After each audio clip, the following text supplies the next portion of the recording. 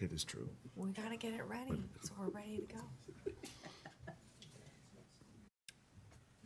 I respect.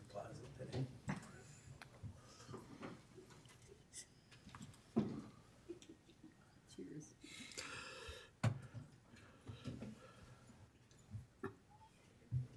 Bryce isn't here to keep you in line. Through you, Mr. Mayor, I do see that the recording and the live streaming is on. The meeting is yours. Okay. Thank you, Madam Clerk. Good morning, Council. I see that we do have quorum, so I call this meeting, regular council meeting on Wednesday, the May 6th, into session. And first up is we ask all those that can to please rise for the national anthem.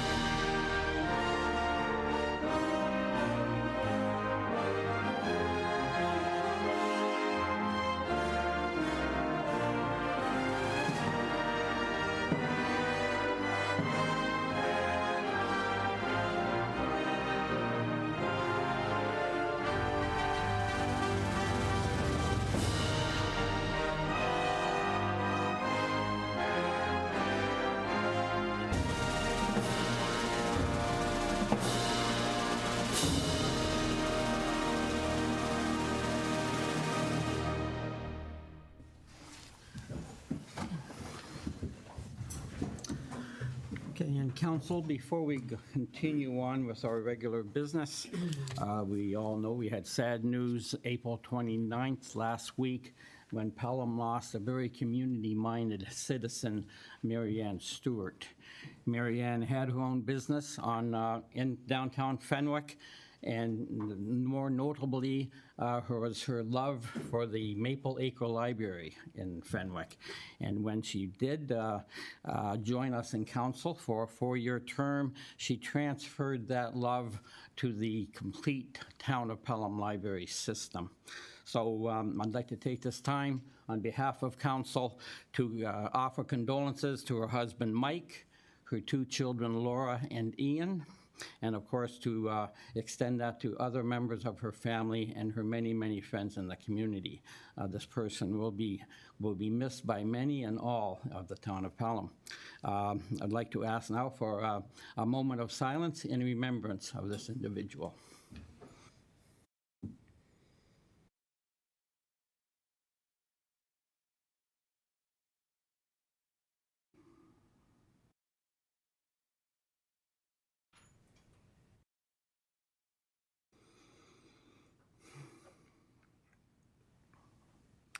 Thank you.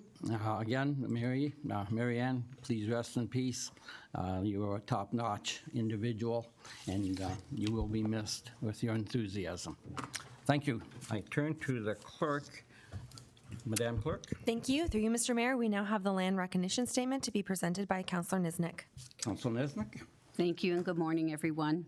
The town of Pelham is situated on treaty land steeped in the rich history of the First Nations, such as the Hattie-Wendourong, the Haudenosaunee, and the Anishinaabe, including the Mississaugas of the Credit First Nation. This territory is covered by the Upper Canada Treaties and is protected by the Dish with One Spoon Wampum Agreement. Today, many First Nations, Métis, and Inuit people from across Turtle Island live and work in Niagara. The town of Pelham stands in solidarity with all Indigenous peoples, past and present, acknowledging that our high standard of living is a result of the resources, lasting friendship of Indigenous peoples. Thank you, Councillor. Welcome. To the clerk. Through you, Mr. Mayor, thank you. We are now at the approval of the agenda, and I do have a motion put forth by Councillor Niznik, seconded by Councillor Hildebrandt. Be it resolved that the agenda for the May 6, 2026 regular meeting of council be adopted as circulated. To you, Mr. Mayor, for any comments. Okay, so, after viewing the agenda, any councillor have any questions or comments? Not seeing any, call the vote. All those in favor? Seeing none opposed, motion carries. Thank you, Mr. Mayor. That does bring us to the disclosure of pecuniary interest and the general nature thereof. I would ask that you call for any disclosures. Thank you. After viewing the agenda, does any council member have to disclose a pecuniary interest? Not seeing any. Please ask the note. Please have the note. Have the clerk note that. Thank you, Mr. Mayor. So Thank you. noted. Mr. Mayor, that does bring us to our delegations. Our first delegation today is from Niagara Nutrition Partners regarding the student nutrition programs in the Pelham schools. And we do have Jessica Stevenson, Program Director, Jordan Mammalini, Giving and Community Engagement Manager, and Poppy Gilliam, and she is the Advisory Board Chair. Thank you. Okay. Ladies, you have the floor. Mr. Cribbs and I had the joy of being at your open house in your new digs on Highway 20, I believe, 3 weeks ago. Pretty impressive building, and no doubt you can continue doing your great work out of that building. Wonderful, thank you.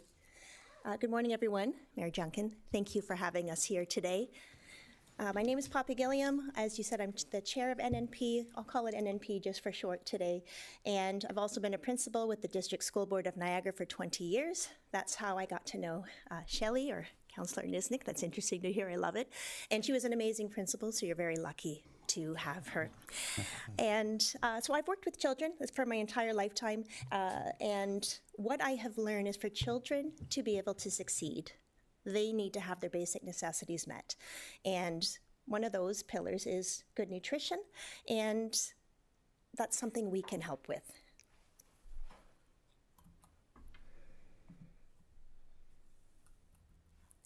So Niagara Nutrition Partners collaborates with all 4 school boards, making it a true community effort. We feed approximately 24,000 children a nutritious breakfast, lunch, and/or snack daily in 218 schools right now throughout the region. We have over 1,000 volunteers, and that's staff, students, kids, grandparents, community partners, you name it. It's a full team effort. Got this all going on. Lots of work here. So student nutrition programs are an essential service. We know that child hunger is not isolated to low-income families. There are a variety of reasons why children access these programs, and all children are welcomed. Poverty is not a neighborhood. Poverty is sprinkled throughout this entire region.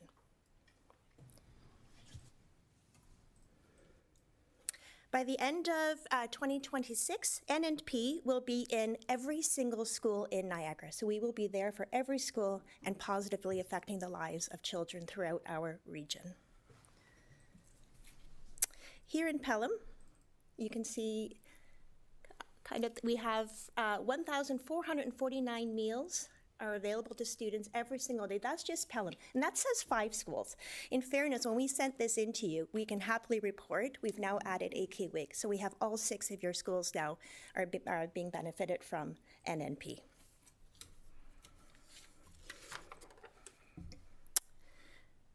Nutrition programs go far beyond filling stomachs. School meal programs foster feelings of self-worth, belonging, and mentorship opportunities. At the core, the motivation is making lives better for children and for families. Many of our programs are student-run, providing life skills and a sense of purpose and belonging within the school community, often built into everyday curriculum, like they coupon clip, they budget for us, they help buy the food. It's all part of the education programming.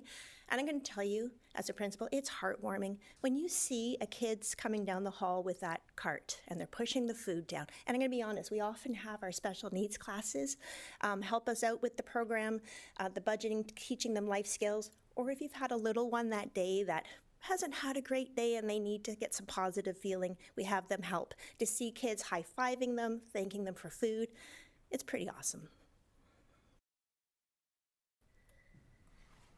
I'm going to speak to this one, I think, in the next slide a little bit.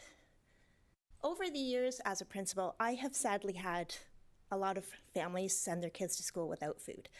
And that's a whole bigger issue. And we work with families. NNP helps give food. We work with Family and Children's Services. I had a family. I'll just give you an example here. A mother, she called herself working poor. Worked full-time, made minimum wage, had 3 kids, and by the end of the month, it was tough. And the one day, she'd send saltine crackers. She was still trying to do something. We obviously helped the family. One day, she sent me a can of beans. It chokes me up still. A can of beans, and said, "Can you please separate this for my 3 kids? This is what I have left." And she was better than some of our families that couldn't send anything. She sent a can of beans because she wanted to give those kids something. So that's someone who's working full-time, single mom, just to give you a perspective.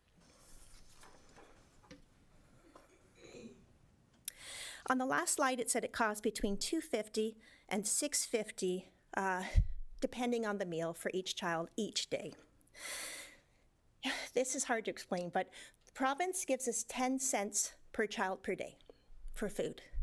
The federal government has just stepped up this year and are giving us 29 cents per child per day. That's 39 cents per child per day.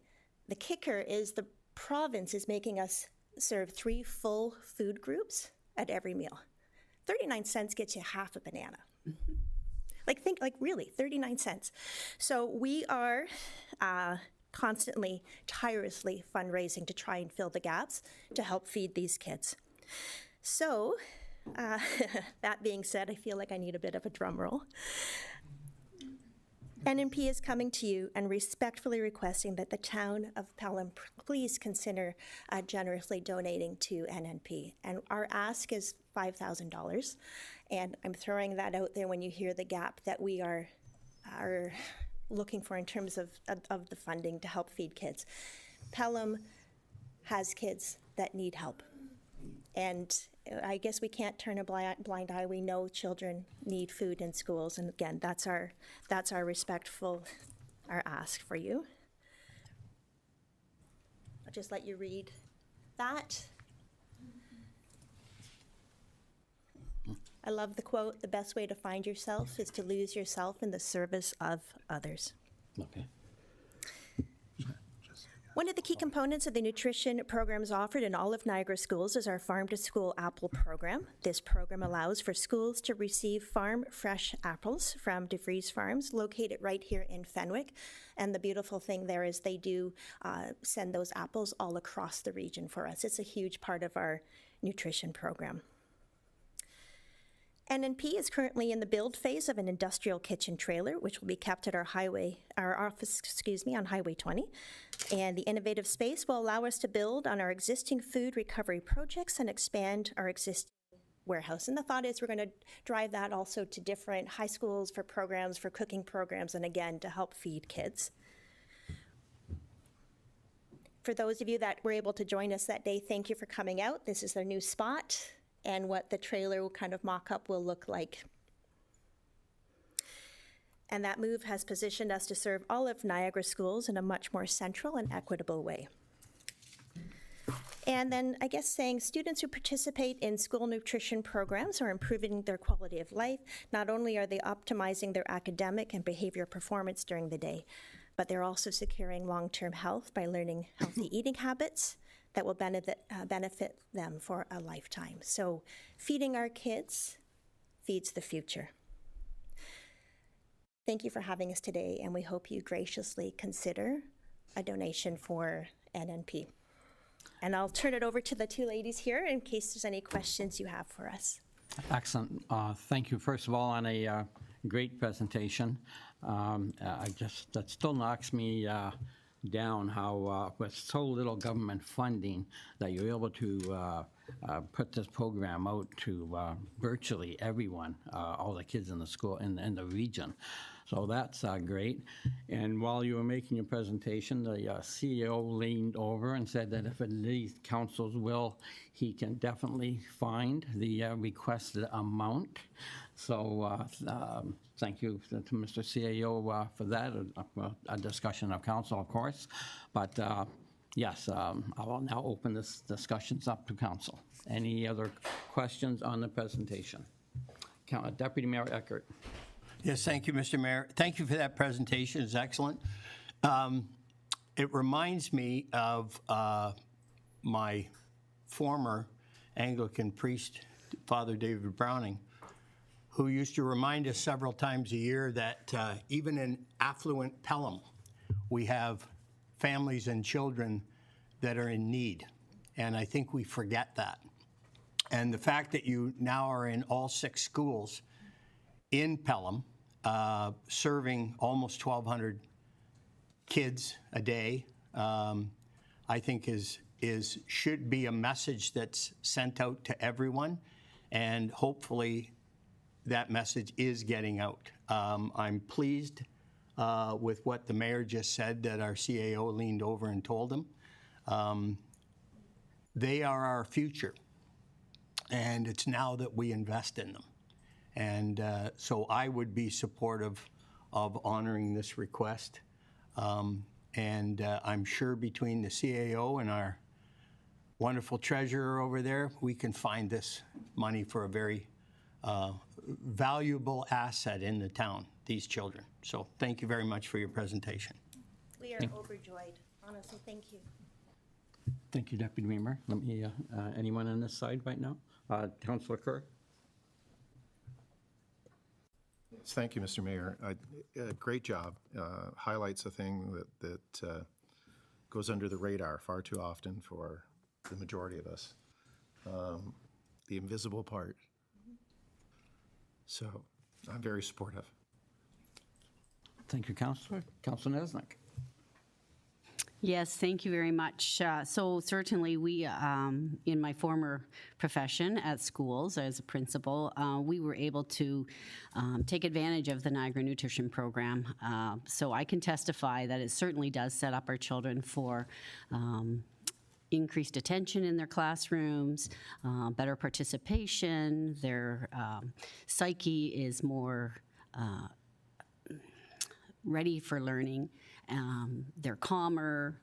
It makes such a huge difference that they can focus on school and learning rather than their tummies grumbling. So I know you do some other fundraising throughout the year, and I'm not sure where you used to be housed. So if you can just give us a little background about where you used to be housed, what other fundraising you do for the program, and sort of how you are financially responsible to the community in terms of reporting. That would be helpful. I'm certainly in favor of your request, but that background, I think, will solidify certainly us moving forward with it. So I can speak to that. We were housed in St. Catharines, right downtown on North Street, so in the heart of the city. However, it wasn't an equitable place to be because we were really just serving the St. Catharines schools in terms of food donations and pickups. We weren't really accessible to the whole Lake Erie corridor or some of the schools that were in the Grimsby, Lincoln, West Lincoln area. So our search was on to try and find somewhere that was more central and equitable to all 12 of the municipalities that we serve. Our schools do go online through our platform to order their food, but it definitely stretches budgets a little bit further when we can offer pickup of donated product.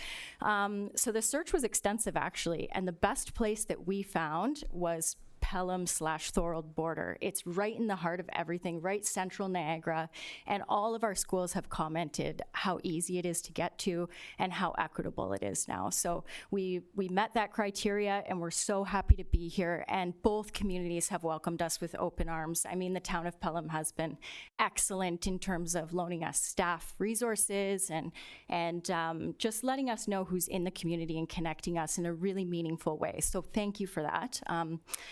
And in terms of our funding, we stomp the pavement every day. Jordan is our fundraising and community relations officer, and she goes out, as well as myself, and we talk to service clubs and individual donors and churches and basically anyone you can think of to help us fill in that gap, because it is a large gap. We are responsible to the ministry, the Ontario Ministry of Children, Community and Social Services, and so we report monthly on who we're serving, how many students at every school. We ensure that each school tells us that they're serving 3 food groups. We have community development workers who go out daily into every school and check up on them and help them and support them through the process. So there's some extensive reporting that happens at the provincial level. And then that's to say as well that, you know, service clubs that offer us grants and whatnot also have reporting guidelines that we need to fulfill as well. So it's all on the up and up, and it's very transparent and public. So, you know, even if you wanted to look at our books, Councillor Nisnik, we'd be happy to share that with you. But there's an extensive gap to fill, and we work tirelessly to do that. And we ensure that there's full transparency to the public as well. Councillor? Oh, and we have a gala coming up.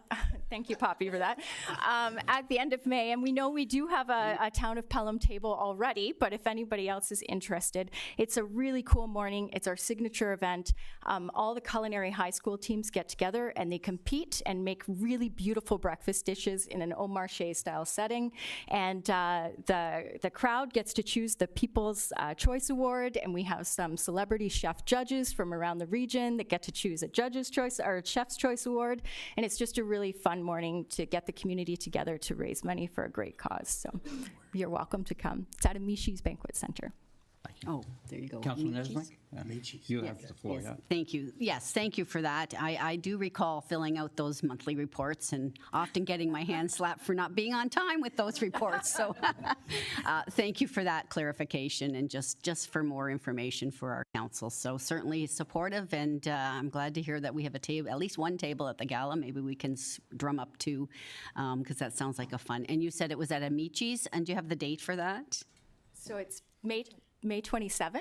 May 27th, so coming up soon. At 7:30 a.m. So make sure you have some coffee before Great. you arrive. So if any of our other community members would like a table, they're certainly welcome to notify you. Absolutely. They can visit our website, niagaranutritionpartners.ca, and all of the information is right there. Awesome. Okay, thank you very much. That's all. Thank you. Thank you, Councillor. Councillor Wink? Thank you. Through you, Mayor. Thank you for your presentation. Can't express how great this program is for all our kids. Like, looking around the table, you'll realize that we don't have kids anymore, but we've certainly got grandkids in the system. During your presentation, I knew that there was going to be an ask today, $5,000.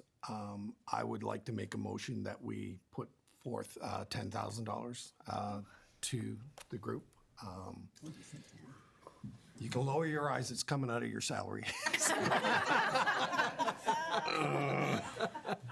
But, you know, this is almost 1,500 kids in our community being fed on a daily basis. Like $5,000 is, yeah, it's a lot of money, but I would suggest, and I would be happy to make a motion that we increase it to 10. Are we allowed to second that motion? Through you, Mr. Mayor, thank you. I do have an amendment from Councillor Wink. The original motion being put forth by Councillor Eckhart and Wink was to receive the presentation for information, and this would be that the motion be amended to include, and that Council directs staff to proceed to provide a $10,000 donation to the student nutrition programs, and we would need a seconder for that to be on the floor for discussion. And I'll look for a seconder, and I'll go with the Deputy Mayor Eckhart. We always have a competition. So the motion's on the floor. Yes, the amendment is now on the floor for discussion. Okay, thank you. So the motion to amend to 10,000 is on the floor. As I have the floor, I will more than be happy to vote in favor of this motion. Any other comments at this time? Councillor Hildebrand. Through you, Mr. Mayor. Thank you so much for your presentation. You know, I've got 2 kids that are in the teaching profession, and I got 4 other grandkids that are in the teaching profession. So they understand the needs of these kids and the importance of having nutritional meals, and that people, even in our area, have hungry kids being sent to school. It's doesn't make you feel good that you live in such a prosperous area, and yet there are families that are struggling to make ends meet. So I will definitely be supporting the motion, and thank you, Councilor Wink, for bringing that up. Appreciate it. Okay, thank you. On the motion, any other comments? If not, I'll call the question. All those in favor of the motion? I see none opposed, unless you ladies are opposed. No. I don't think so. Tears. It's I mean, amazing. thank you for taking a leadership role in this. I really hope that inspires other municipalities to follow suit, because as a community, we really do hold the responsibility to ensure that our kids are taken care of. So thank you. Well, it's pretty hard after sitting through this, through your presentation, not to realize the greatness of your program and how it must be inspiring the kids to actually take part in this and help their fellow students out. So yeah, it's a great presentation. Obviously, it's a great program you have, and I appreciate that.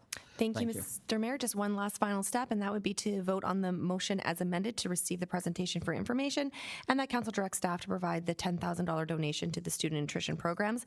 I will use Councillor Wink and Councillor Eckhart as the mover and seconders for that motion as amended, and we would look for a final vote. Okay, thank you. So now vote on motion as amended then perhaps. Any other questions or comments? Not seeing any, I'll call the vote again. All those in favor? I see none opposed. Again, thank you for your presentation, and thank you, Mr. Cribbs. Thank you, ladies. Thank you. Okay, thanks a lot. Turn to the clerk. Thank you, Mr. Mayor. We have our second delegation for the day, and that is 190 Canberra Road, and that presenter is Mr. Michael Boyd. Thank you. Okay, Mr. Boyd, welcome. Thank you for joining us this morning, and you have the floor. Thank you. Oh, it's on. Did I turn it off? No, you're good. All right. First off, good morning. My name is Michael Boyd, and I am one of the 3 directors of 190 Canberra Road. It's a 14-unit complex. First, I would like to thank council. I'm not a great public speaker. I'd like to thank council very much for allowing us the opportunity to speak, and especially Councillor Eckhart for all that he has done and everything, and for having this opportunity to speak. So blame him. Just a little background, that's all it is really. In March of 2024, my wife and I took the water bills from the town, just to the town for clarification with because we didn't really understand them at first. And then we got this that was in 2024 when we first started all this. And then our budgets keep going up and up. So what we did, we reached out to the developer and Ari DeHaan himself, he was the builder. And he sent us this letter. It states, "It is interesting there is a size of a sewer fee, SF 150, that is the same as the water service size. As there is no sewer from this site, but actually a force main system that discharges to the municipal sewer. This is the first I have ever seen a water bill for a condo site in Pelham, and the SF 150 fee seems odd." Well, the 150 is a 6-inch line, and when you look at the plan, you can see by the drawings that were approved by the municipality that we only have a 2-inch sewer line that actually connects into the existing 3-inch sewer line. So We don't know where this 6-inch line came from, but we've been paying for it for 2 years now. This report clearly identifies a unique situation, as we feel the report should reflect a 3-inch sewer line based on the actual sizes on both options 1 and 2. And with all due respect, we do not agree with staff that options 2 and 3 better address our needs and our fairness. Other than option 1 seems to do it, but it's still, again, it's going based on a 4-inch sewer line. In closing, we have been overpaying our fair share for over 2 years, and we feel retroactive adjustment is also warranted. Thank you. Any questions? I can do my best. Well, I applaud your brevity of your report. Thank you. Any questions to the presenters? And I'll start with Councillor Hildebrand. Thank you, Mr. Mayor. Interesting presentation. I want to ask some more questions with regards to your presentation. The design of your subdivision was done by a professional engineer. So you don't have any professional engineer background on the system and the size of the outlet that should be charged, do you? On the outlet, Well, you've got a force feed system yes, from your sewer. right. I understand that the pumping system and all that is on your property, as well as the emergency fire hydrant. I understand that that force feed system goes all the way from your subdivision onto town land and then is force fed all the way up to, whatever. Just out to Canberra Road. No, it goes all the way up to Oak Ridge Boulevard. No, not by the site plan here. There's a line that runs right down, a 3-inch line that runs right down the Canberra Road. The Sandy Force, existing Sandy Force 75 millimeter line runs right down the Canberra Road, right in front of our unit. And we tie into that according to this municipal plan that was delivered and made by Jason Schooley, Upper Canada Planning and Engineering. This is what he produced, gave to the town for approval back in, I'm assuming, 2018. To the Director of Public Works, can you comment on that? Any comments on this from Director of Public Works, Jason Moore? Through you, Mr. Mayor. So the development site itself would have a 2-inch force main, which would connect into the town's 3-inch force main on Canberra Road. The councillor is also correct that all that sewage from that development, as well as properties further to the west, are pumped to a manhole, which is located just westerly of Oak Ridge Boulevard. That's where the gravity sewer picks up. So that sewage is pumped into a manhole, and from that point forward, it's gravity fed. Correct. So what we're saying is the town has responsibility for maintaining force feed a lot further than up your regular subdivision. So in terms of my subdivision, the water just flows downhill. We got a 4-inch line, goes to a 5 or 6-inch line. So now the town has the responsibility and the extra cost of maintaining that line all the way up to Oak Ridge Boulevard, which includes valves and other things involved in it. That's why I believe you're being charged extra money. For a 6-inch line. Okay, it's just that I don't see a 6-inch line on this print. That's all I'm going by. That's, there never will be a 6-inch line because you got a force feed system coming out of your subdivision, and that has to be maintained all the way up.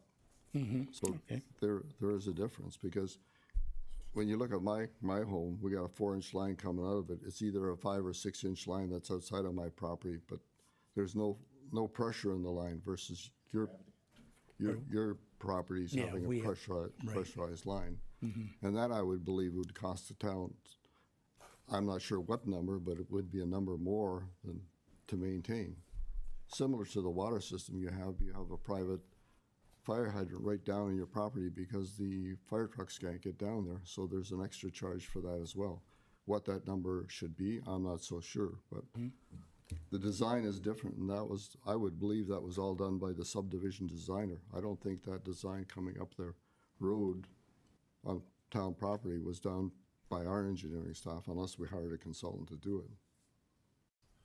Those are just my basic comments. When I looked at the cost, you've got a suite metering system where you've got an individual, your corporation has 1 meter, there's a total cost billed by the town. But then I'm sure each condo owner, I suspect you get an extra bill. So there's actually a third party involved in how much you're paying extra for your water and sewer service as well, I believe. Isn't that correct? No. We just get one bill from the town, and it just states the water, sewer usage. And then how does each condo It's just a common.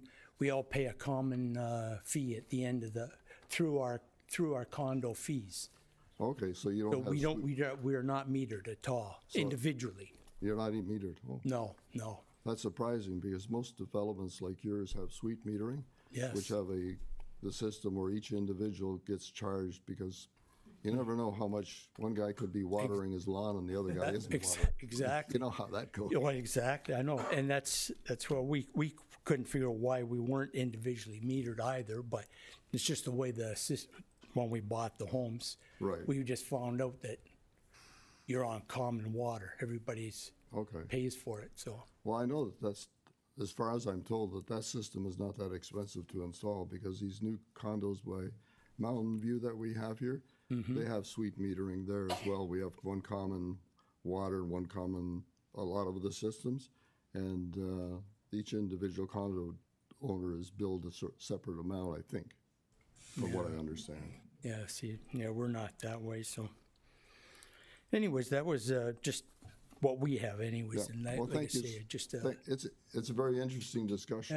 Yeah. I don't know the right answer to the question, but it's an interesting discussion. Well, we know from the report that there's like 4 different scenarios that they want to discuss, but they're all with a 4-inch line, and like I say, I'm looking at a 3-inch line, and that was why we sort of brought this forward. You Sure. know? Glad you came. Me too. Thank you, Mr. Any more questions? Okay, thank you, Councilor Hildebrand. Deputy Mayor Eckert, please. Yes, thank you. Thank you, Mike, for your presentation. Just to let council know, last year I received a request from Mike and his wife Kate, who's here in the front row, to visit them at their condo on 190 Canberra, and it's at that point in time that they laid this issue out to me. And I took it upon myself to do some investigation, and we've been meeting and talking back and forth by phone or text or emails.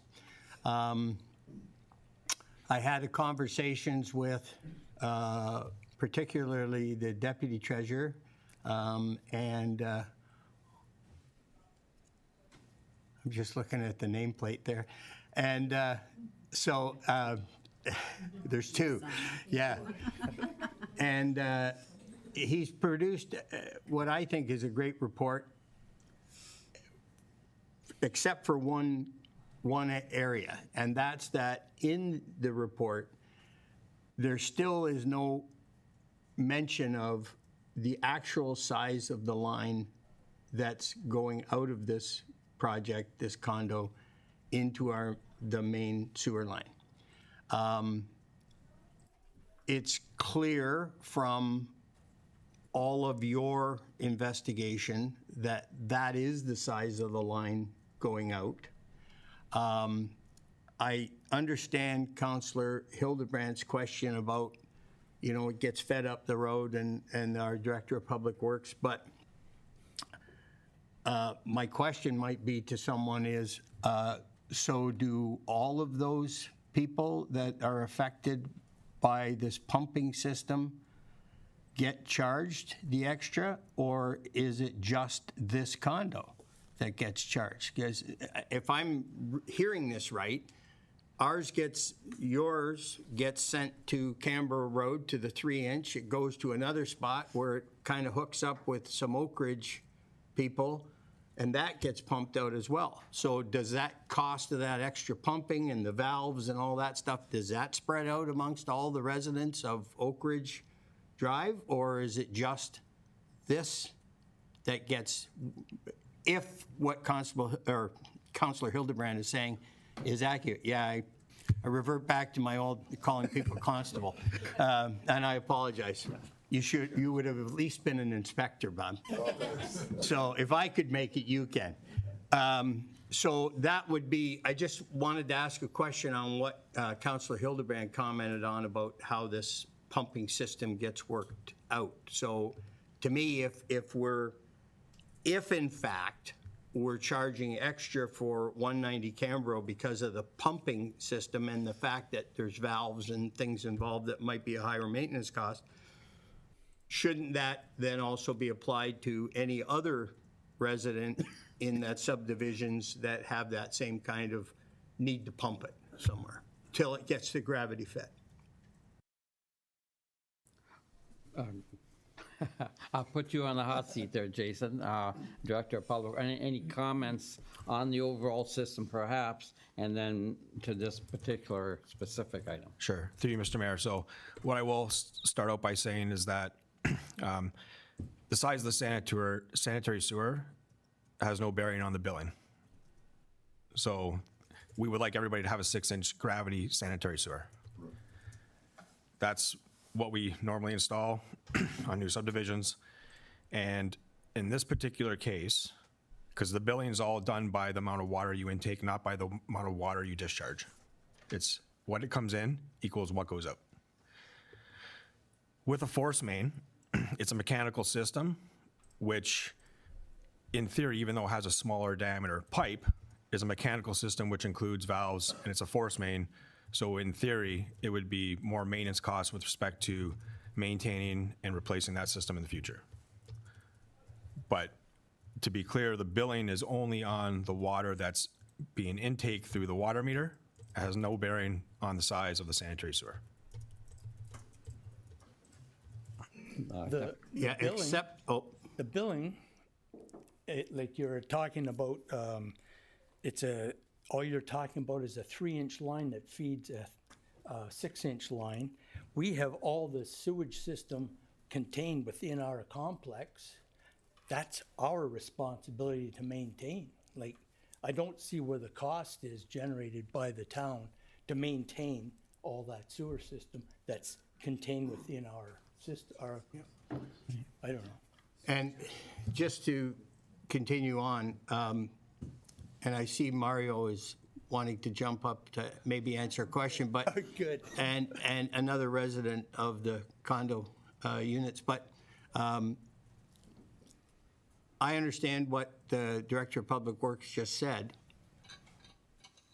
The issue is that there is a billing structure, and so for the 6-inch line coming in, which there is no objection to by any of the residents because it has to feed that hydrant. The issue here is what they're being billed for the size of the sewer line, for lack of a better term, that's going out of the condo. They are being billed as if it's a 6-inch line, and it's not. It's a 2-inch line. And in the scale that the town puts out of how much you're charged, there's so much for a 6-inch line, there's so much for a 4-inch line, there's so much for a 2-inch line, and I think that may be the lowest. There might be something else. So that was my whole point on bringing this forward to council was, and as far as the report goes from Usama, which is, I really appreciate all his work, this is a very unique situation within the town. There's no one else that is being billed in this manner. So my concern has always been, apart from any of the technical aspects of this, is that they're being billed at the 6-inch line rate, which is considerably higher than the actual line that they have. And if in fact, we talk about maintenance, and Mr. Boyd just said, the actual mechanical collection system, that's on the condo to maintain and keep functioning. So that's the major issue here, and I see both Mario and Usama are chomping at the bit to say something here, so I'll be quiet, and I would invite Usama to. Thank you. Through you, Mr. Mayor. As the Director of Public Works indicated, our billing practices essentially look at the water coming in. So that's the same for variables. So similarly, when you build for usage, you're built on the usage coming in, not the usage going out. And the fixed billing practice is exactly the same. So we bill based on the fixed rate connection that you have for the water meter. So if you have a 6-inch water connection, you're billed for a 6-inch sewer connection. So the report looks at the options to say, okay, if they did not have a fire protection requirement, they would have a 4-inch water meter. So therefore, then we would propose an option to say that they can be charged for a 4-inch sewer connection. And this is a consistent billing practice across all towns. So the 97% of the properties in town are billed for a 5/8-inch connection, and that's based on the water meter size and the water coming in. We don't exactly know what sewer connection may or may not be present at any of those properties. It's the overall cost to maintain the entire network across the town, and that's the way our billing structure is set up. Again, if it's council direction to relook at that and to change how we bill across the town, that could be something that would be a bit of a larger project, and we can take direction from council. But as of right now, we do bill consistently across all properties in the town, which is to bill the fixed sewer on the same size as you're billing the fixed water. Okay. And I appreciate all of that answer. The thing I appreciate that. And I just can't get my head around the fact that we bill for something that's a standard across, but here we have a very unique situation that's different from any other property that we have in the town. In terms of what is there, what infrastructure is there. And if that's the standard billing procedure, then why do we have this scale for the wastewater? Because they're separate. I know you bill for the water coming in, that's metered. Sanitary is not metered, but you still have a scale that you charge people. And there's a 6-inch and a 4-inch and a 2-inch. So if it's a standard billing practice, why do we have the scale?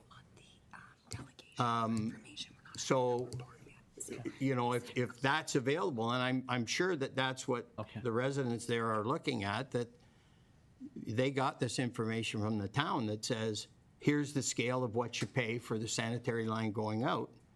They're getting billed at the top rate, when in fact they're at the bottom rate.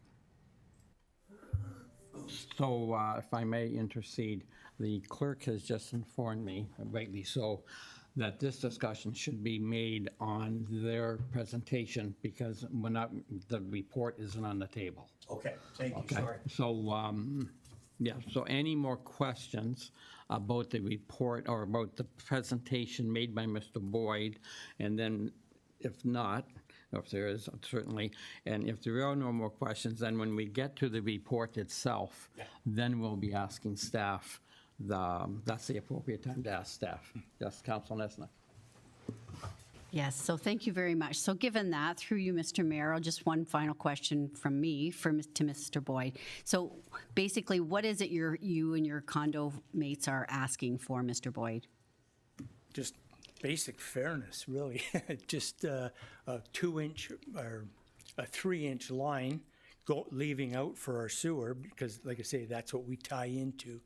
And I don't know, it's make it a regular, I don't know what the other rates were, but Okay. So as mentioned, I'd like to defer to Mario. Okay. If you got what you think we should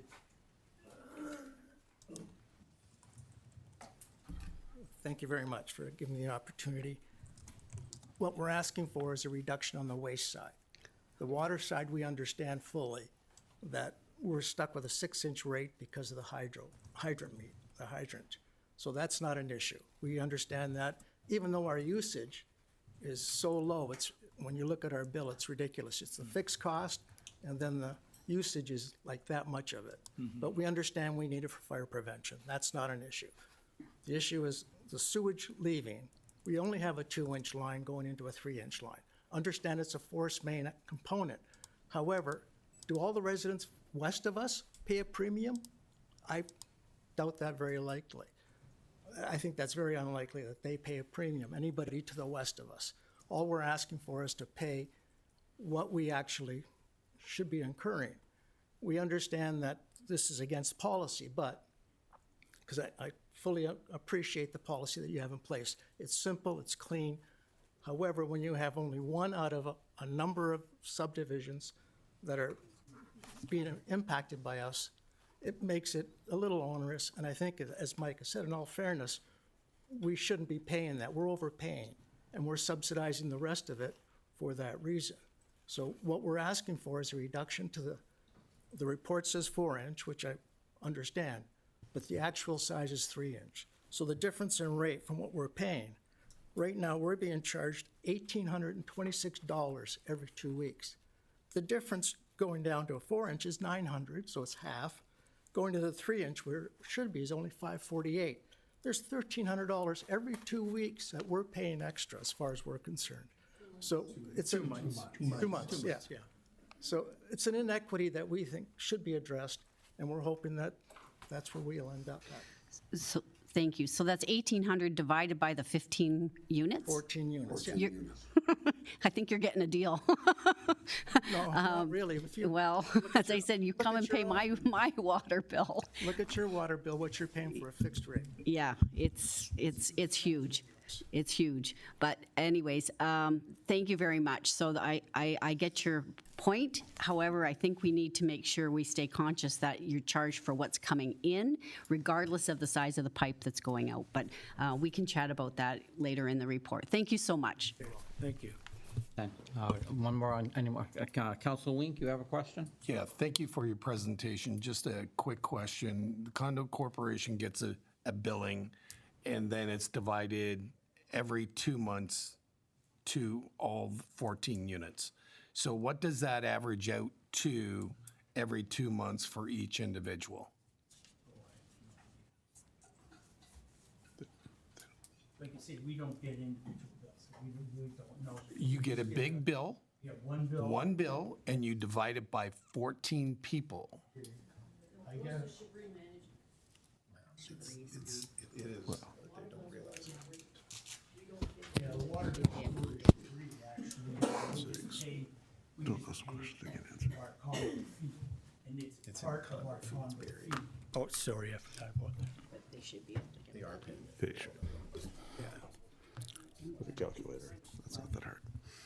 Just the fixed fee is $130 per resident. Just the fixed. Oh, a fixed fee, okay, all right. 130 every 2 months? And how much is your water? Do you know the variable? Well, it's varied. It's As ve- low as $20. On some buildings. Yeah. Fixed is not very low. All I have is, I have in 2025, in April, we paid $3,613, then $3,714, $4,114. October, $6,777. December, $5,000. These are by month rates. It works out to $27,157.3. That was for the 2025. I do have an example of one billing that I Oh, can. one bill? That I Okay. can share. On this billing, the fixed sewer rate, we paid $1,397. The fixed usage was $55. So that gives you the magnitude of difference. Now, these were the lower rates at this time, but the ratio still holds. Like, that's the difference. Our sewage usage was $54.99. Our sewer fixed was $13.97.67. And that's where the inequity is as far as we're concerned.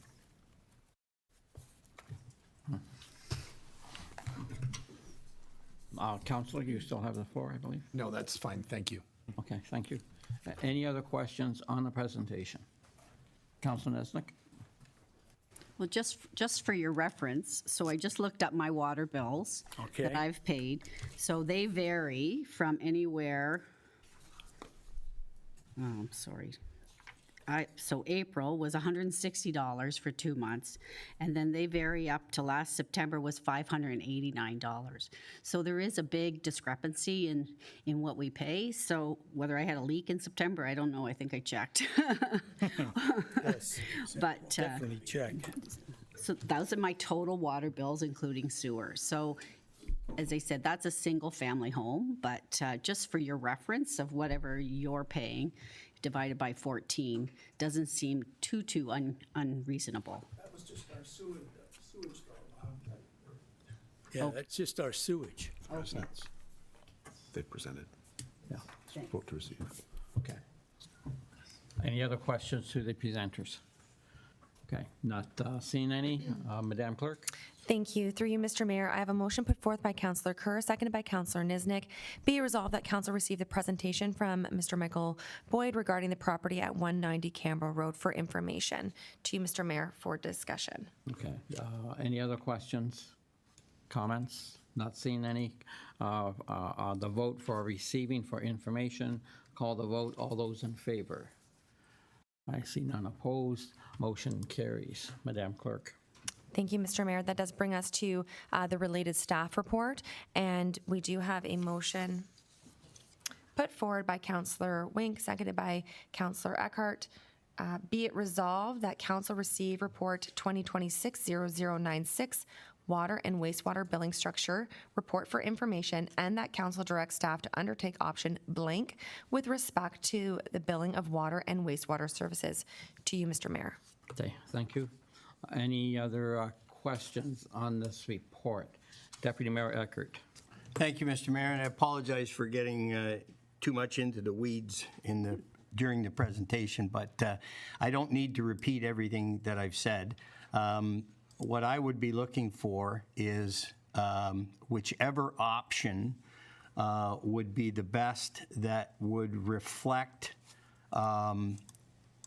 the actual sanitary sewer billing rate that is applicable to the infrastructure that they have.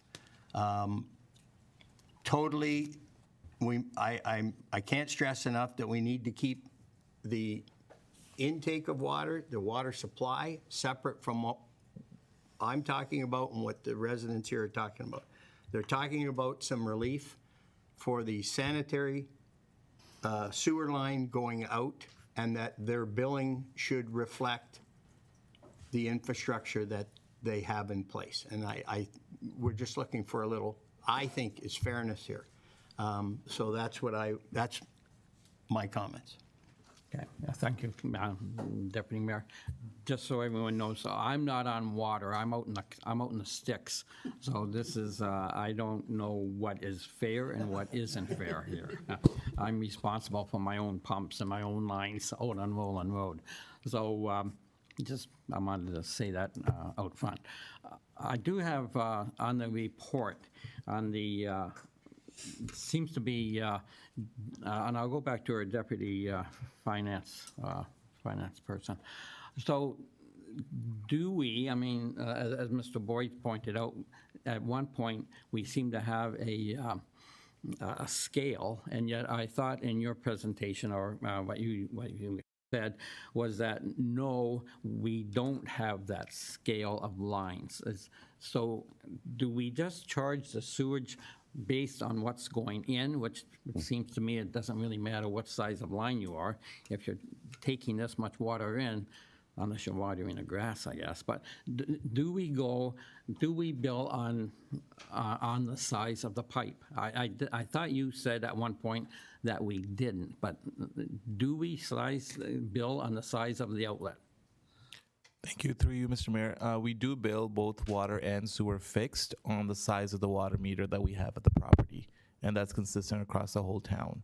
And we do have a scale. So there is a scale for water and for sewer, but like I said, we don't individually measure sewer connection sizes because there's no separate meter for sewer. So each property has one meter, which is the water meter, and 97% of the town is on a 5/8-inch meter. So they're charged for a 5/8-inch sewer, even though the actual lateral connection may be greater, or I think by building code, I think the director mentioned in our discussions, its minimum is 4 inches. So we're not charging 97% of the town for a 4-inch sewer connection because that's not the standard practice across municipalities to actually measure the sewer pipe and build fixed rates based on the sewer pipe. I think the better relation is the actual connection of the water meter, and that's how, as far as I understand, majority of the municipalities bill across Ontario.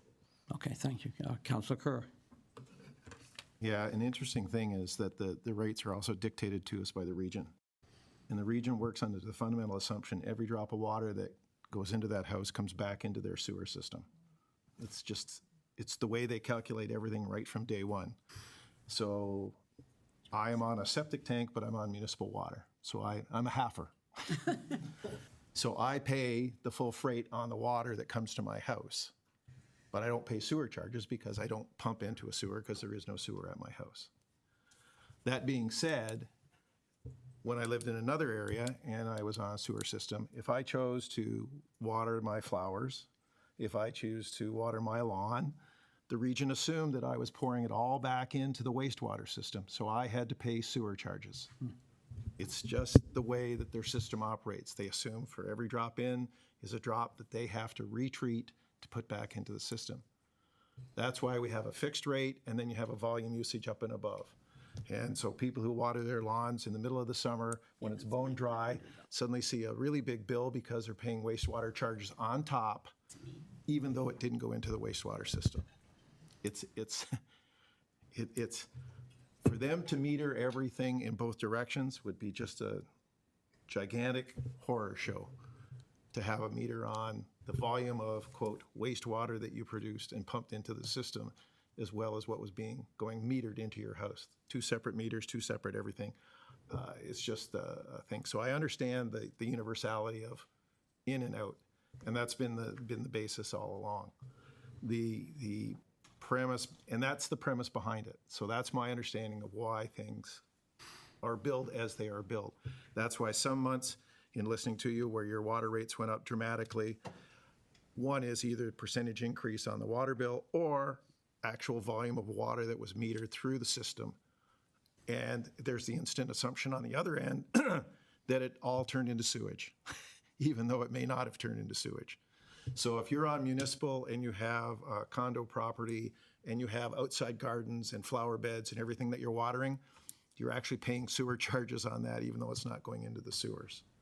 And that's many people miss that part of the equation, and it goes against your own better knowledge. Personally, I also have on my own property for watering, I have a well, so that's what I use to water everything, because I'm not about to use municipal water and pay for that, when in fact it's not going anywhere back in, and I think it's environmentally irresponsible because I can do it. So that's just kind of putting in perspective. So I understand where you're going. And my understanding is you have no issues the fact that the water is required for fire safety for you, so that's why the 6 inches as it is going there. The recognition that on a force main system, my neighbor immediately adjacent to me is on a force system. He has the unlucky nature of being at the very end of the force system, and he's at the kind of the bottom of the hill, so everybody else's force, when they force into the system, actually puts significant pressure on his, and he had a failure on his valve. Wasn't good.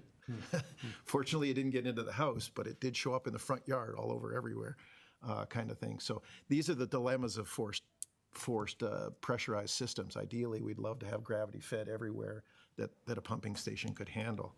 So I'm just trying to frame it in those perspectives of water in, water out is how we pay the region for wastewater. And that was really kind of how, and I think the universality of trying to decide what was done was based on water in, water out relationship, and that's how the fees.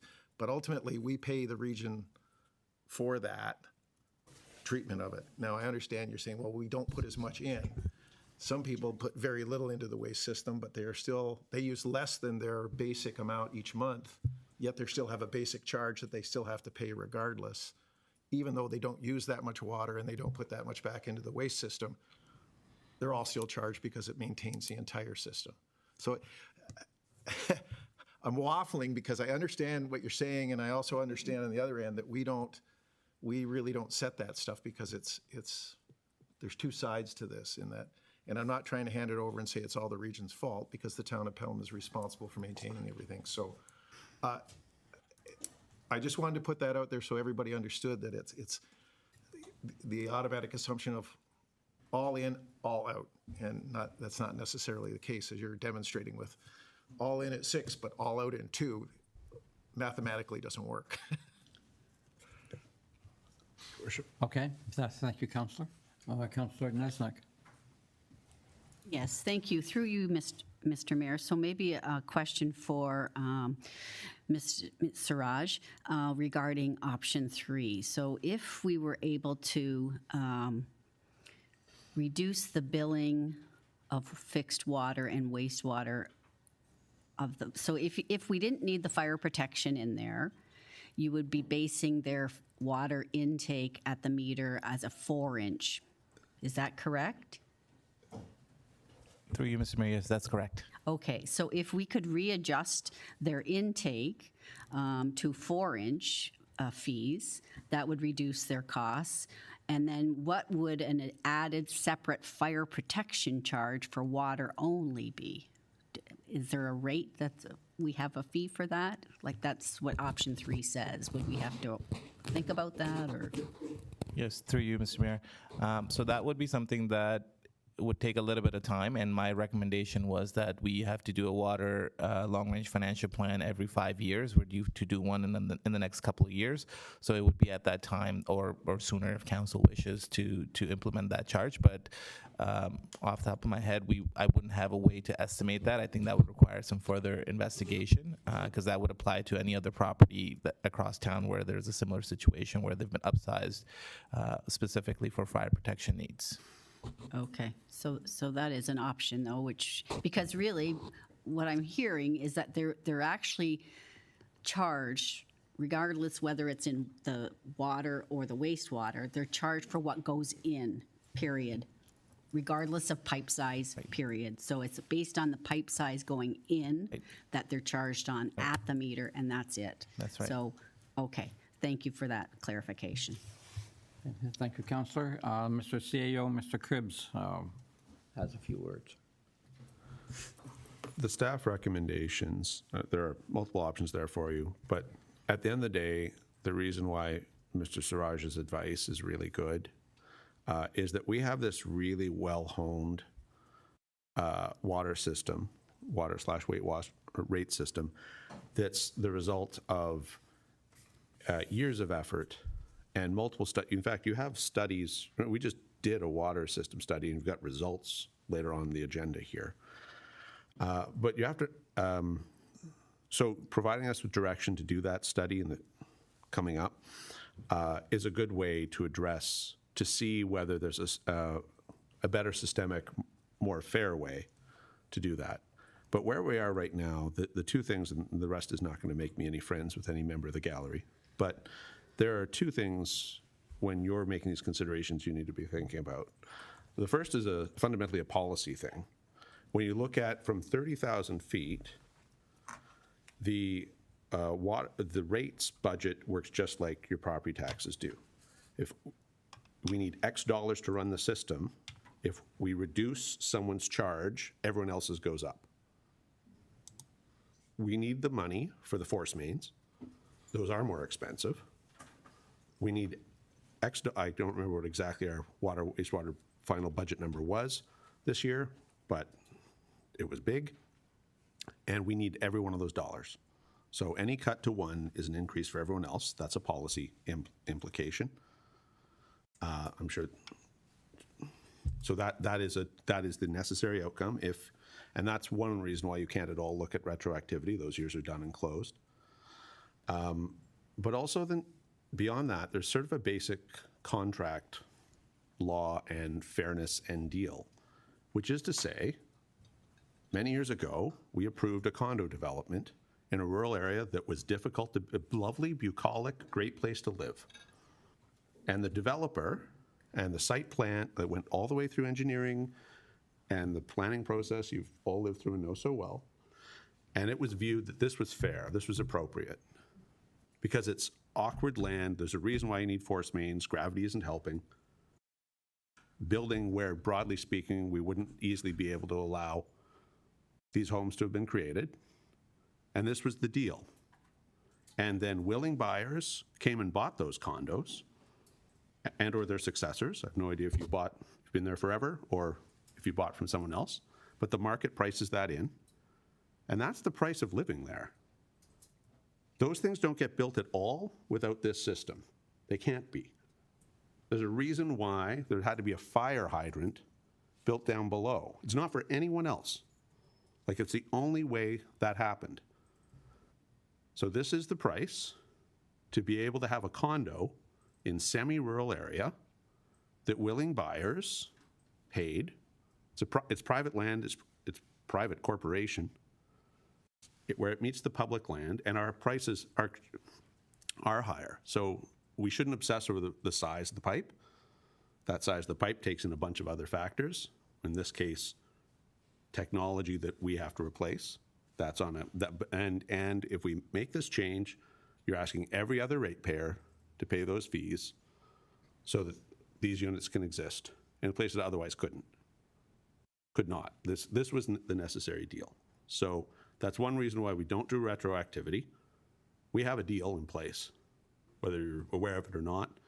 That's how this system came into existence. That's how these homes, we call condos, but beautiful development, came into existence. This is the price. Can we come up with a difference? You can tell us to go and look at the policy, but we can't really do that until we do that study. This is the dominant model that's time-tested and true.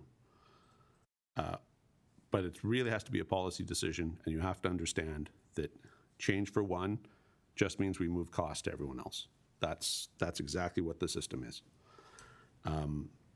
So we'd be very happy to, and this took a lot of debate and internal, and like this was not a report easily arrived at.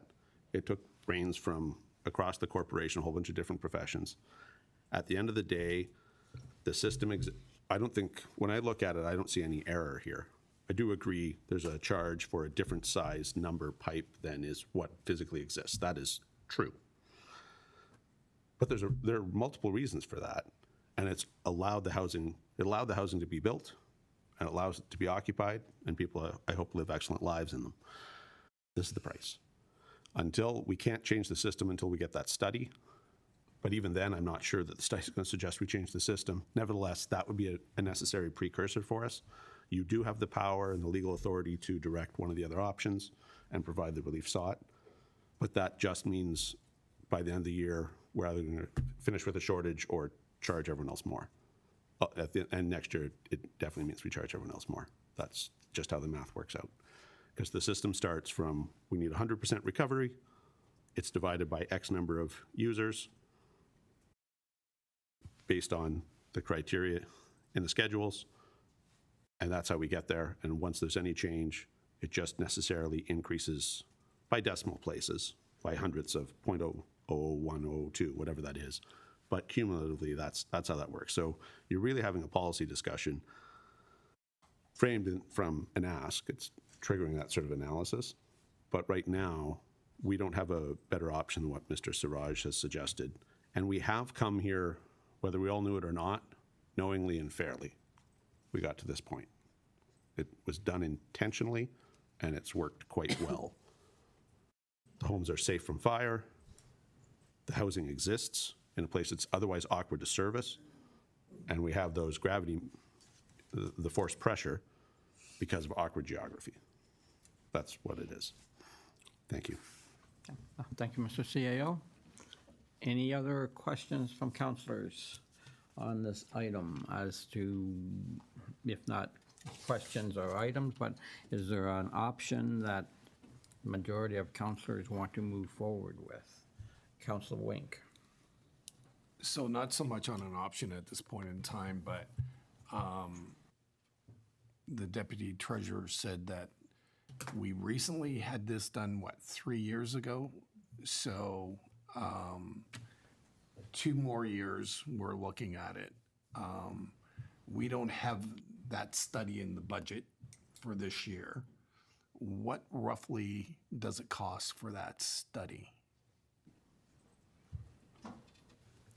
Through you, Mr. Mayor, I think the last one cost $20,000. 20. So it's not in the budget this year. Should we be looking at doing it for 2027? Mr. CAO. You could make a motion directing us to include that in the 27 budget, and that would be us doing it a year early on what I think our default plan was. But that might split the difference, because if there is relief to come, it could come a year earlier. And if there isn't relief to come, there's no net difference. We haven't made 27's budget yet, but that would be a motion you could make, and that would do that a year sooner. And tell us to specifically look at this question, where I think we understand that as direction, but this issue needs to be part of that said study.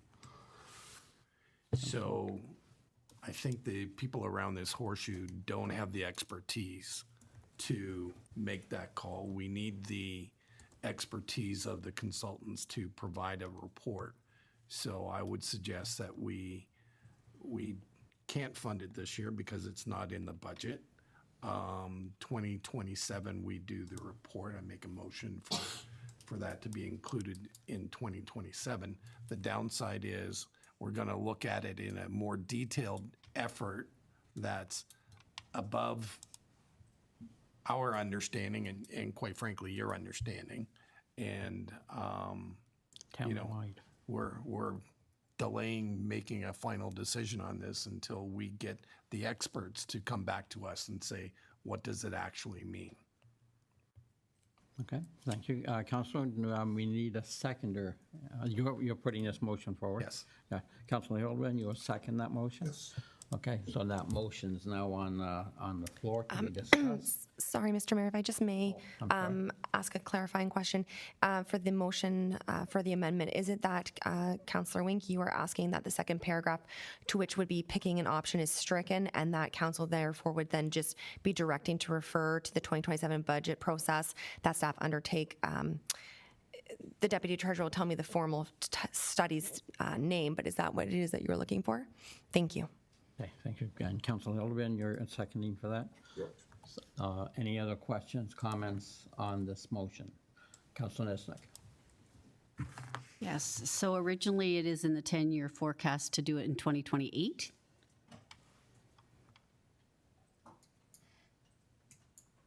Through you, Mr. Mayor, yes, I believe it is 2028.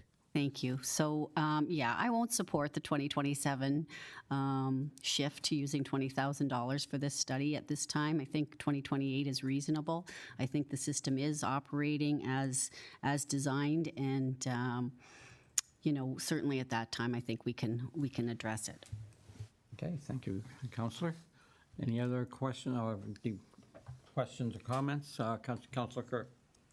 Yes, I was in looking at it, and I guess the question is, do we do this in 27 or do we do it in 28? It's really the question on the floor right now. Yeah. All the other options and everything really are not being considered at this point because that's being removed from the amendment. Am I correct in understanding that? Madam Clerk? Yeah. Yes, through you, Mr. Mayor, it would be, the amendment on the floor is that the motion be amended to strike paragraph 2 of the motion, so that would be the options, and that council directs staff to refer to the 2027 budget process for staff to undertake a water and wastewater study. I'll get the proper terminology from the Treasury Department for the study's name. Okay, I'm just, as long as we, my query's more about what the parameters of the study would include, but that's getting into the weeds, I think, a little too far at this particular point, so I'll just leave it at that. Thank you. Okay. Okay, thank you. Any other questions? Okay, so the vote will be moving the water study that was originally stated for 2028. We're going to move it up a year, and the parameters one of them parameters will be to look at this this area throughout the town, I would think, not just the specific, but see how often this occurs and what the solution is, if any. Am I correct in that, Mr. Dale? I think you are. I think Mr. Siraj has some clarifying. Okay, Mr. Siraj, please. Thank you. Through you, Mr. Mayor. So just to clarify, the study in question is the Water Long-Range Financial Plan, which is done every 5 years. And the purpose of the study, it's actually a requirement as per the Ontario regulation as well, that we complete this every 5 years. And as part of the study, the consultants that we hire, whoever gets the contract, they review the entire water budget and the long-range plan, and they recommend rates based on that. So in my report, I included that as a natural way for us to kind of add this additional scope. So the next time we do the study, we can, add that additional scope to specifically look at the billing structure and, possibility of a fire suppression charge. So this isn't something that we've done as is in the past. In the past, what's been done is just a standard long-range financial plan, but I think that would be a natural way to kind of do this additional piece of work as part of that study. Excellent. Thank you. Councillor? The only other question, if it's moved to 2027, does that kick in the annual 5 years that you have to report? So that would that move the next 5 year another year earlier? Do you know what I mean? Like if it's normally 2028 and then 2033, then theoretically it's 2027, it becomes 2032. That's my question. That seems to be, Yes. yes, that seems to be it. Okay. Any other questions or comments? If not, I'll call the vote. All those in favor? And all those opposed? Okay, yeah. Well, so I'm not, I thought you had your, I'm sorry. Oh, so you're opposed. Okay. So we have, so it's a tie, because I'll vote in favor, but it still defeats the motion. Yeah, through you, Mr. Mayor, if there is a tie, then it is a defeat. Yes. So the main motion would be back on the floor, and just for council's clarification, the main motion is, be it resolved that council receive report 2026-0096 water and wastewater billing structure report for information, and that council directs staff to undertake option blank with respect to billing of water and wastewater services. To you, Mr. Mayor, for further discussion. Yes, thank you. So with that motion gone, then I will look forward to a motion from a councillor to put one of the options on, I would think, and then we'll vote on that. Councillor Kerr. Actually, my motion is just that it's a variation, to be honest, on Councillor Wink's. It's just to go back to the routine 2028 review, and at that time it be undertaken. So we would strike the second part of selecting an option, and that it just become part of the normal review process with enhanced. So I think if I could be helpful, if we just vote to receive the report. Left to our own devices, Right. we have to do that in 28. It'll be built in the 28 budget, et cetera. Oops. So you don't have to do, if you don't want to do anything else with it, just receive the report. Yes, through you, Mr. Mayor, if I may. Yes, I also agree with Mr. Krebs. So the amendment would be, as Councillor Kerr indicated, that the motion be amended just to simply strike paragraph 2 to pick an option. I would be looking for a seconder for that, and then council would vote on just simply receiving that report for information. Okay, thank you. Is there a seconder for Councillor Kerr's report, motion? Councillor Hildebrand? Okay, thank you. Open it up for discussion on the floor. Any discussion on this motion now on the floor? Not seeing any discussion. Call the vote. All those in favor of the motion? And all those against the motion? And you did not vote? I voted for. Oh, I'm sorry, okay. So then, motion passes, right? 1, 2, yeah, I was- 4 to 2. Did you vote, Mr. Mayor? Well, if I did, I'd vote for it. Okay, yes, then that would be correct. Thank you. Through you, Mr. Mayor, that does bring us therefore then to the motion as amended, which would be just to receive for information. Okay, thank you. Any other comments or questions? All those in favor to receive for information? And all those against? Okay, motion carries. Thank you, Mr. Mayor. Mr. Mayor, that brings us to our next item of business, which is the adoption of minutes. And I do have a motion put forth by Councillor Hildebrandt, seconded by Councillor Kerr. Oh, yes. So thank you for bringing this to council's attention, and sooner or later it will be addressed. But that's all we can say. Okay, thank you for your time. I'm sorry, Madam Clerk. No, not at all, Mr. Mayor. Thank you. I have a motion put forth by Councillor Hildebrandt, seconded by Councillor Kerr. Be it resolved that the following minutes be adopted as printed, circulated, and read. 1C08/2026, regular council meeting, April 22nd, 2026. To you, Mr. Mayor, for any comment. Okay, thank you. Any comments on these minutes? Not seeing any. Call a vote. All those in favor? Seeing none opposed, motion passes. Thank you, Mr. Mayor. That does bring us to the requests to lift any consent agenda items for separate consideration, and this would be required if a member of council wished to alter the resolution attached thereto. To you, Mr. Mayor, to ask for any lifting.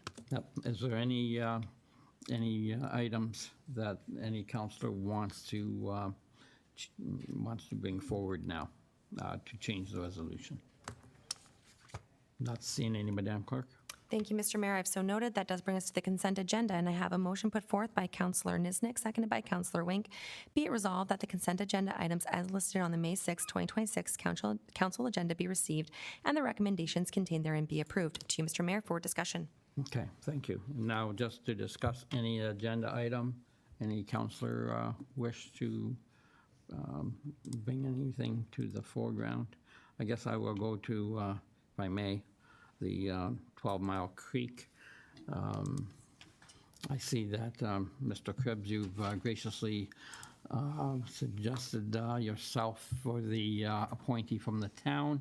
I think that's a very, I think that's very great that you're going to offer your time up on this subject. It's obviously a very worthwhile subject. 12 Mile Creek having the headwaters in this town. So it's nice to have a member of staff on this committee for your expertise and to offer it any guidance that it so desires. So thank you so much for putting your name forward, sir. Any other comments on any of the agenda items? Councilor Nesnick.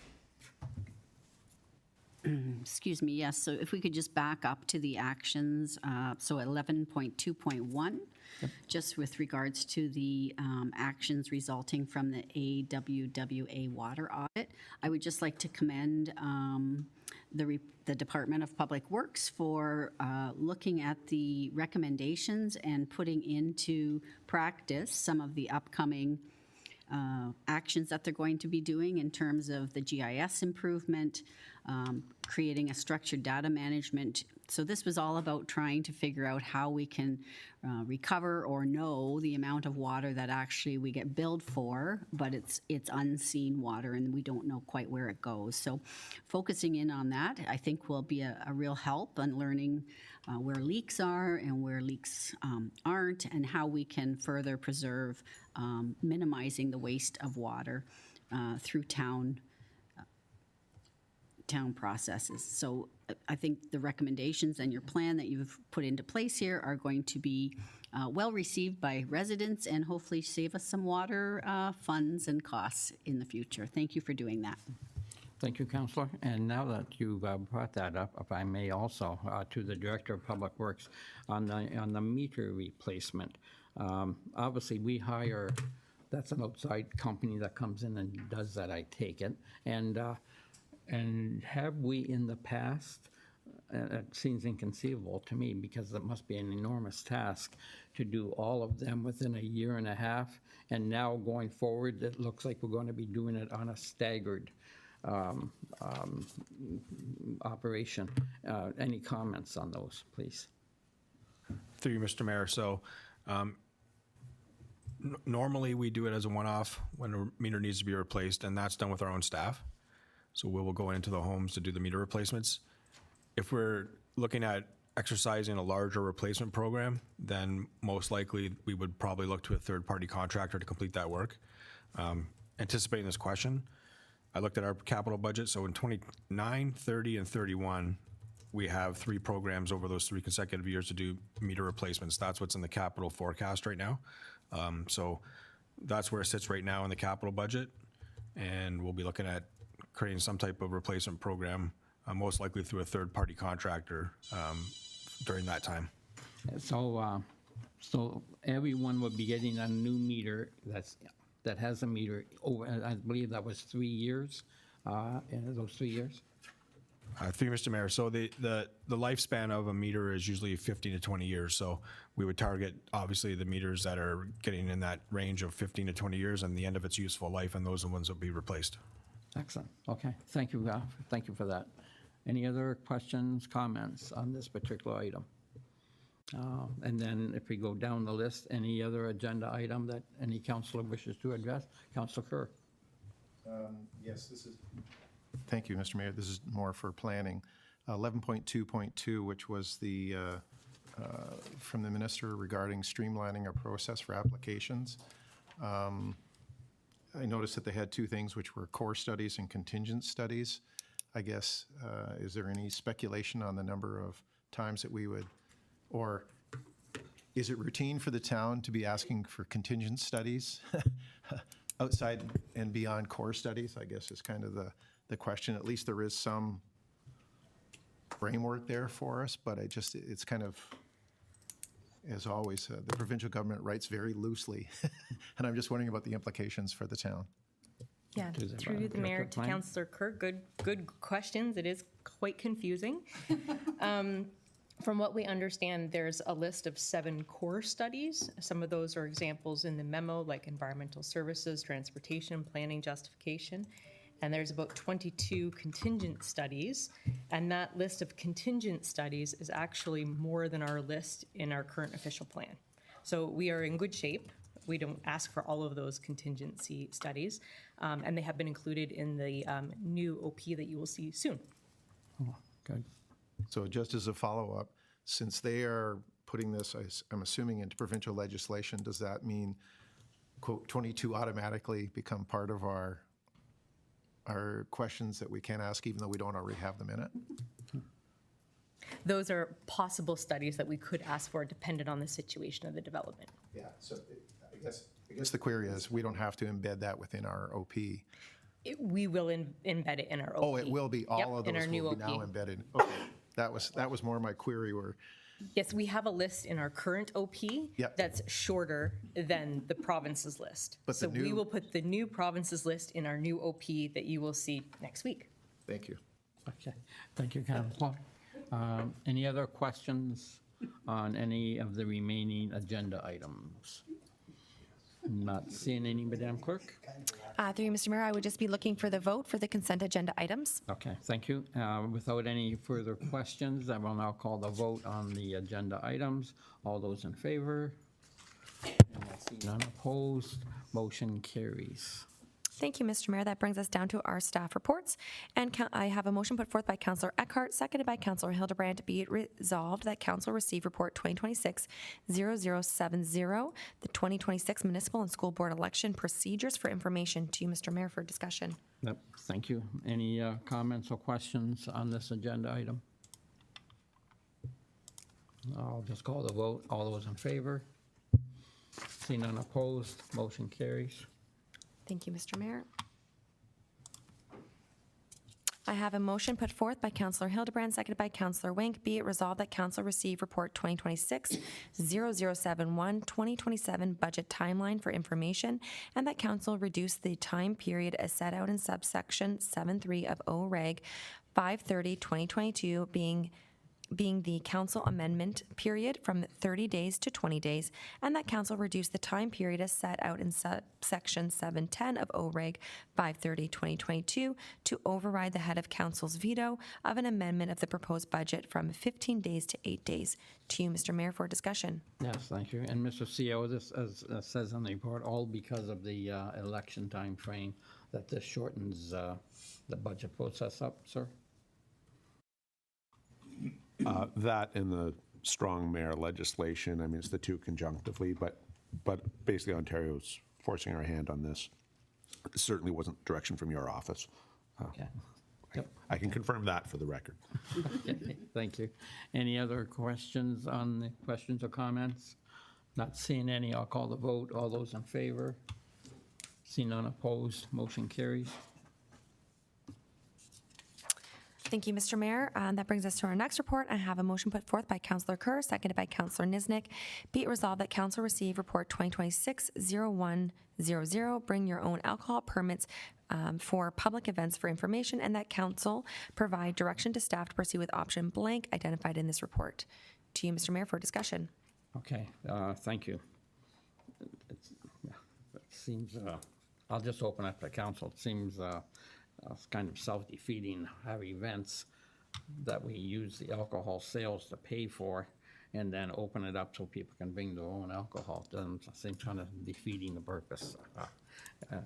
Any other comments from council on this? Councilor Kerr. Yeah, I somewhat concur with you, Mr. Mayor, on that comment. It is the classic line of having a paying function and then finding a way to bypass it. The other thing was actually following up with a large number of people, this advancement of alcohol almost everywhere, ironically, is generating backlash among a significant number of people, surprisingly, that are already peeved. And their comment came out was the fact that they were opening it up in provincial parks. And they said it's already a mess in provincial parks, and this is just expanding the geographic problems that were going to occur with it. I think it's a serious misstep. It's an attempt to from my view, it's a vote grabber saying, okay, you can take stuff everywhere, but it's not looking at the overall good of society as a whole. I think that I'm going to sound a little bit of a prude because I was a bit stretched the limits on a number of things in my youth, that I will just mention it as a stretch. I didn't say I broke the boundaries, but I genuinely believe that it's a mistake, and that I just think that licensing as best we can, controlling, managing, we only have a limited amount of resources, and this is just going to be very honest, I think, stretch police services and everything else to the nth degree if we open it up. But that's personal opinion as well as maybe, and some from the community have echoed those comments to me. Thank you. Thank you, Councillor. And Councilor Niznik? Yes, thank you very much. Yes, I'm not a proponent of doing this either. I think when we bring large groups of people together to celebrate in our community, Summerfest is an example, or Thursday night band shell is another example. I think it's wonderful to see everybody there, but I also do think we want to be cautious of, just encouraging or supporting drinking alcohol at free will. I think the importance of serving alcohol in those functions is that we have servers who are smart served in order to protect both the person imbibing in the alcohol as well as other residents who do not imbibe in the alcohol. So I think it helps add a layer of protection and safety for all of our community residents, and so I would like to maintain that going forward and not support open alcohol at Summerfest or at events, public events. Thank you. Okay, thank you, Councilor. Deputy Mayor Eckert? Yes, just to expand on Councillor Kerr's comments, he and I'm sure, had the vision for the future that we would be able to debate this issue by researching it all those years ago, and we could bring it forward today. So my compliments to you, sir, Nostradamus, for having this. So just if I can, through you, Mr. Mayor, to our learned counsel, this doesn't mean that people, right now, people can walk into Summerfest or walk into the Bandshell and bring their own booze. What it's saying is that if you want to do that, if you want to have an event, you can apply for a permit. Is that? Yes, through you, Mayor, to Deputy Mayor Eckert. So although it appears to have been publicized as a bit of a free-for-all, in fact, what the changes to the regulation do is allow the organizer or host of an event to apply for this BYO permit. So in addition to, they can also apply to sell their own alcohol and so on, but if it's a community or cultural event, which would be something we would have to figure out what that looks like, what that means for this town, then the host of such an event could apply for a permit to allow people to bring their own alcohol in. So it's exactly as you say, it is not an open invitation for people to bring alcohol to those events. They would have to be the subject of a permit that's applied for by the host or the organizer of the event. So individuals couldn't apply for a permit for themselves to be able to walk into any of these things? Correct. Okay. I'm not in favor of this. I think that the things we run with permitted alcohol sales and our policing of those, that's why there's not the, I'm not going to say there's never been an incident, but the incidents are very low, and I think it's better controlled this way. The issue with these, with individuals or groups is there's really no control by them of who attends this event, and I don't see I don't see why anyone would want to do this, because I think they're inviting trouble. And secondly, along the same as enforcement, I just don't know how our bylaw people or the police would ever be able to enforce these things properly. It would just be a horrible situation to show up at some field and you suddenly have to find somebody who's in charge and who has a permit and what's going on there. And I think would be putting yourself in the middle of a hornet's nest. On the other hand, I'm wondering if your option one would then outline so that the clerk, I'm sure it'd be the clerk's office that would be granting these or not, would have a clear understanding so that if somebody does walk in and say, hey, can I apply for a permit from this, rather than just saying, no, we don't have that, they can say, well, you don't qualify or whatever. Now, that may be putting the clerk's office into a situation. So I'm just wanting your opinion on that. Thank you, Mayor. Through you to Deputy Mayor Eckert. So I think the role of the town in this scenario is to develop a process by which an event is considered to be a cultural or community event. And once that is established, and once it would also require the passage of a bylaw to permit alcohol consumption in public. Once those two things are done by the town, the application is then to the AGCO. Okay. So it's not a town permit, as I read the regulation. It is setting some preconditions, much like with Summerfest. That is an event that is designated as being municipally significant. So each year we come to council and say, please designate the event as being one of municipal significance, and that is sufficient to make it a special occasion within the meaning of the regulation and thereby allow the town to get the permit from the AGCO. So this is the same process where someone would have an event that they would be asking council to determine as a cultural or community event, as that language is used in the reg. And if council says, yes, that's what it is, or there's some sort of process, that might be administrative through the clerk's office. I mean, this regulation is less than a week old, so there's not a lot of guidance on how it would be implemented, practically speaking. But once those criteria are met, then the permit issuing function, as I understand it, would remain with the AGCO. Okay.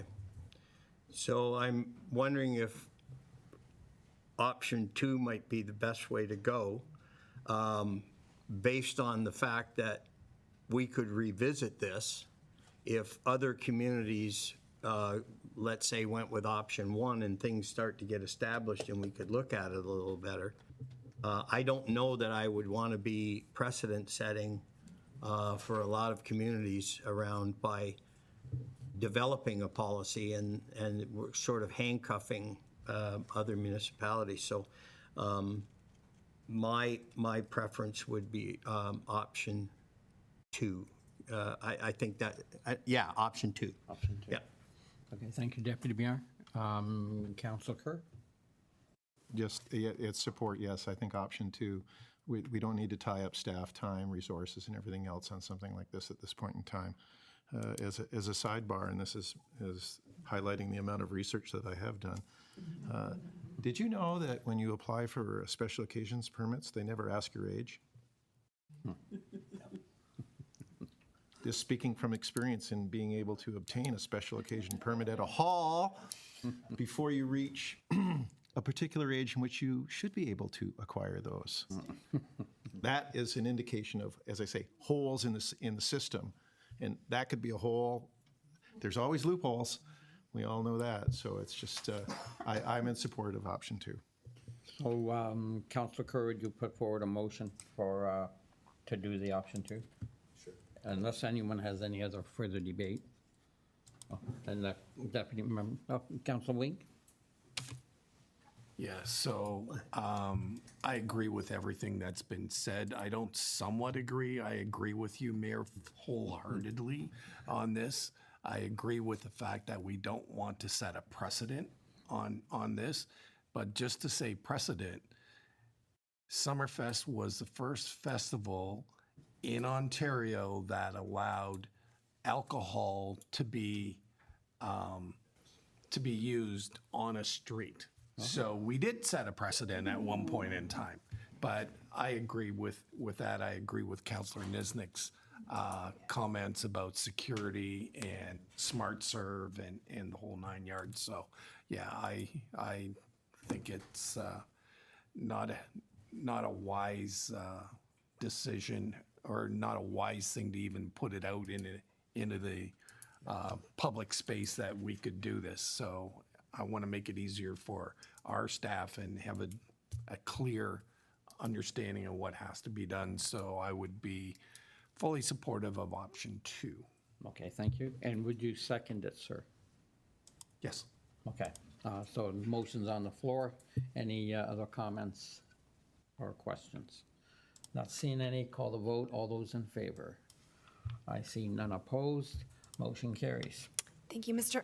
Thank you, Mr. Mayor. That would be for the amendment, and therefore I would be looking for a vote on the main motion as amended, and I would use Councillor Kerr and Wink as the movers and seconders there as well. Okay, thank you. Both of you gentlemen are okay with that?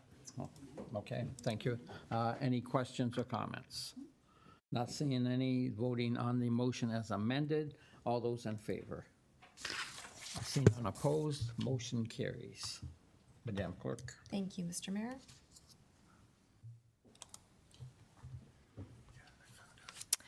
Through you, Mr. Mayor, that does bring us to our next item of the agenda, and that's the resolution to move in camera.